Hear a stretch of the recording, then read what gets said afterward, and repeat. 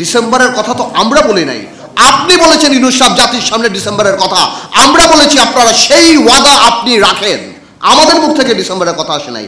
আজ আপনি বলছেন আপনি সংস্কার করবেন। কিসের সংস্কার? এনসিপিকে ক্ষমতায় আনার সংস্কার? সরকার চালানো আর সরকার নামানো এক জিনিস না। যে আর্মি, আজকে কেন আর্মির এইভাবে কথা বলতে হয়? আর্মির সাথে দূরত্ব কে সৃষ্টি করেছে? রাজনৈতিক দলের সাথে দূরত্ব কে সৃষ্টি করেছে? আজকে অনেকে আমাকে জিজ্ঞেস করে, পার্থ ভাই আপনারা ডিসেম্বরে নির্বাচন চান না? ডিসেম্বরের কথা তো আমরা বলি নাই, আপনি বলেছেন ইউনূস সাহেব জাতির সামনে ডিসেম্বরের কথা।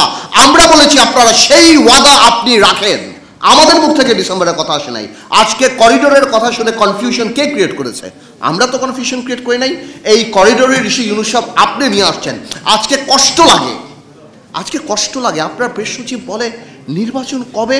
জানুয়ারিতে হতে পারে, ফেব্রুয়ারিতে হতে পারে, মার্চে হতে পারে, এপ্রিলে হতে পারে।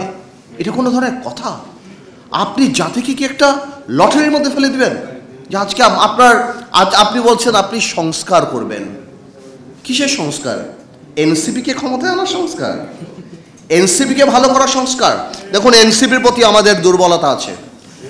এই যে বৈষম্য বিরোধী ছাত্র আন্দোলন, এদের প্রতি আমাদের দুর্বলতা আছে। আমি ব্যক্তিগতভাবে চাই, যদি এত বড় একটা সংসদ সামনে আসবে, তারা যদি ঠিক করে পলিটিক্স করে সামনে আসতে পারে, I'll be more than happy. And আমি শিওর আমার এখানে যারা বয়স আছে তারা হবে। কিন্তু তারা যে প্রথম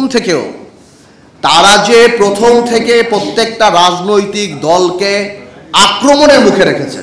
এই যে একটা কথা তারা বলে যে বিএনপি আওয়ামী লীগ মুদ্রার এপিট আর ওপিট, আমরা আর আওয়ামী লীগরা বা অন্যান্য দলরা আমরা নাকি মুদ্রার এপিট আর ওপিট। ওনারা কোন কারণে এই কথা বলে?